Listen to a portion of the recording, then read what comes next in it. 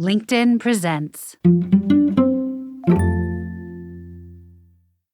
The pressure parents put on kids to excel increases the chance that kids will develop low self-esteem, use substances, and suffer from mental health problems. And when we emphasize that success is the only acceptable outcome, we make kids less willing to try hard things and work through frustration. We make them less resilient.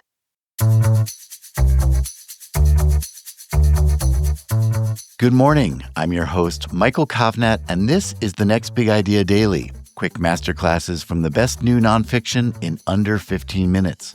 Make sure you're following the show to get new episodes and sign up for our free companion newsletter using the link in the episode notes. Now, you don't need me to tell you that the world feels a little unhinged right now.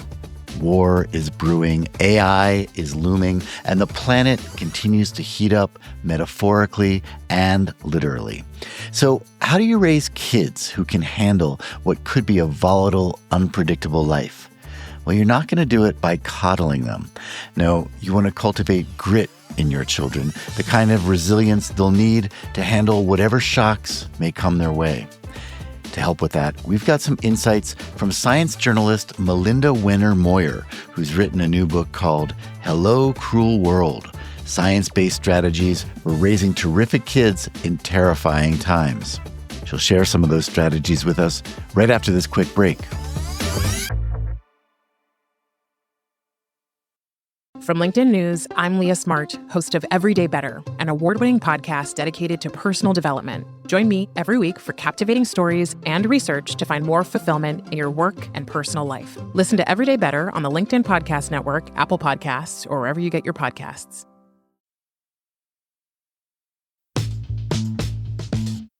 Hi, my name is Melinda Wenner Moyer. I'm an award-winning journalist and a regular contributor to the New York Times. My work explores the intersection of science and everyday life. I'm going to share with you 5 key parenting insights from my book, Hello, Cruel World: Science-Based Strategies for Raising Terrific Kids in Terrifying Times. Preparing is better than protecting. When we ask ourselves what our number one job is as parents, I think we would all agree that we want to help our kids become independent and well-adjusted adults. We want them to grow into human beings who can take care of themselves as well as others, and who can manage all kinds of situations, including ones they've never come across before. Ironically, though, many common parenting trends and instincts work against this goal. First, we often think we should protect our kids from hard experiences and curate their environments so that they're always comfortable. Yet, these approaches make kids less able to tolerate and work through challenges and discomfort. What makes you get better at hard things? Practice. We need to give our kids lots of opportunities to practice dealing with frustration and disappointment. We also sometimes fear for our kids' physical safety when we shouldn't. We don't let them walk to school or play outside with friends because we've been fed misleading statistics about stranger danger. But by constantly hovering, intervening, and protecting, we rob our kids of opportunities to build social and problem-solving skills. We often step in and do things for our kids to ensure that they don't fail, too. We take over their science projects, pay them for good grades, hire private baseball coaches, and put them in intensive acting classes. We do this because we love them and we worry about their future. But this kind of overprotection and pressure can backfire, ironically putting kids' futures at risk. The pressure parents put on kids to excel increases the chance that kids will develop low self-esteem, use substances, and suffer from mental health problems. And when we emphasize that success is the only acceptable outcome, we make kids less willing to try hard things and work through frustration. We make them less resilient. Sometimes we overprotect by shielding our kids from what we consider to be adult topics. We think our kids are too young or innocent for conversations about drugs, money, racism, or pornography. But it's possible to have age-appropriate conversations with kids about just about anything. Children are typically more aware of societal issues than we give them credit for. If we don't talk to them, all we are doing is ensuring that the information they get comes from someone else. Whenever I'm faced with a difficult parenting decision, I ask myself, what will help my kids grow into the adults I want them to be? Often, we need to pull ourselves out of the present and consider what will help prepare our kids for the future. Listening is better than lecturing.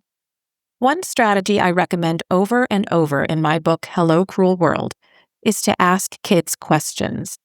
It's simple, takes the pressure off, and is a great way to start a conversation about just about anything. Asking kids questions gives you a moment to breathe, gives them the chance to share their perspective before you jump in, and can help clarify the aspects of the topic you may want to zero in on next. Asking questions also models a curious mindset, which is important for kids to see in us. We want kids to learn that life isn't about always having all the answers, that everyone is a lifelong learner, and that it is okay to make mistakes. Asking kids questions tells them that we, as adults, are still curious and willing to learn, and that as they grow up, they should be too. When we ask kids questions, we also have the opportunity to listen to them. Listening to kids, really, truly listening, is crucial. When kids feel heard and understood, they feel valued and loved as well as calmer and safer. They become more connected to us and more willing to listen to our perspective. They feel less aggrieved. They learn through our modeling to listen to their friends and other loved ones as well, which helps them build stronger relationships over the course of their lives. Listening to our kids benefits humanity more broadly, too. From the research, we know that when people feel listened to, they become more self-reflective and humble and less extreme in their beliefs. When we deeply listen to our kids, in other words, we are helping to build a less polarized, more open-minded, and more respectful society. Comforting is better than chiding. Kids have lots of big feelings. Emotions are part of the human condition, so we all have them, although some of us are more attuned to them than others. Feelings are useful, too, because they provide us with essential information about our wants and needs. For a long time, parents were encouraged to ignore, diminish, or chide their kids for their emotions. Children should be seen and not heard. The problem is, when we communicate to kids that their feelings aren't welcome, a number of unfortunate things can happen. First, when kids perceive that we are uncomfortable around feelings, they may stop coming to us when they're upset and in need of help or support because they assume we'd rather not know. We may then close off crucial opportunities for connection and understanding. When we chide kids for their big feelings, kids may also learn to suppress or repress their feelings instead of expressing them, which then makes it harder for them to listen to and interpret the useful information their feelings offer. When feelings are suppressed, kids are also not given the opportunity to practice different coping skills and learn how to emotionally regulate. We also know from the research that when parents comfort kids and regularly talk about feelings, children become more compassionate. If a child wants to do something nice for a friend, she has to be able to perceive her friend's feelings and needs. She has to be able to read her friend's face and body language and translate that into an understanding of what her friend is going through and what she might need, without letting her own feelings and desires get in the way. Studies have shown that the more parents talk about feelings, the more helpful and generous kids, even little toddlers, tend to be. Negotiating is better than controlling. As parents, we often feel the need to assert ourselves and take control. If we don't, our kids will just take advantage of us, right? But this is not what the research shows. When parents are overly controlling, kids tend to act out more, and they are also more likely to develop mental health problems and use substances. Yes, we should be in charge, but we will be much more successful if we do it in a way that is respectful and allows for our children's autonomy. This notion is especially important to keep in mind when we manage our kids' screen time and social media use. We know that rules and limits can be helpful, especially with younger kids. But with tweens and teens, research suggests that what works best is when parents set limits while also considering their child's perspective and involving them in the decision-making process. Instead of saying, "You can't have TikTok, end of story," we will be much more successful if we ask our kids what they find compelling about it, research the app along with them, discuss its benefits and drawbacks, and help our kids understand our concerns. When we restrict or assert without open communication, our kids may not understand the rationale behind our decisions and may be less likely to respect them. Blundering is better than mastering. One reason parenting seems so hard is because it feels like the stakes are very high. We are expected to always know what we're doing, to know what to say and how to react. We're expected, in a word, to be perfect. But the research suggests that when it comes to parenting, imperfection is preferable to perfection. When we make mistakes, we illustrate to our kids that nobody's perfect, so it's okay that they aren't too. When we accidentally yell at our kids, we are then given the opportunity to model to our kids how to take responsibility for our actions and how to apologize. When we fight in front of our kids, we are giving our kids the opportunity to learn how to engage in healthy conflict. When we don't have the answers to their questions, we can model curiosity and information literacy by inviting our kids to research the topic with us. We can show them how to use Google and how to identify trustworthy sources.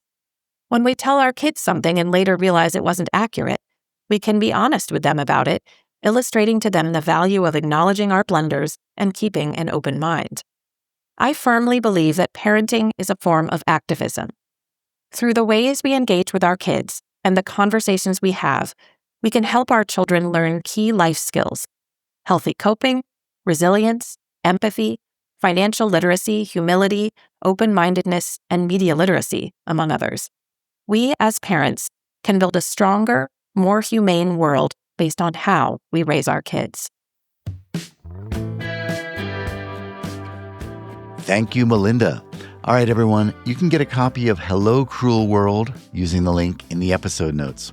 That's our show for the day. If you got something out of it, please leave us a 5-star rating and a glowing review so others can find it too.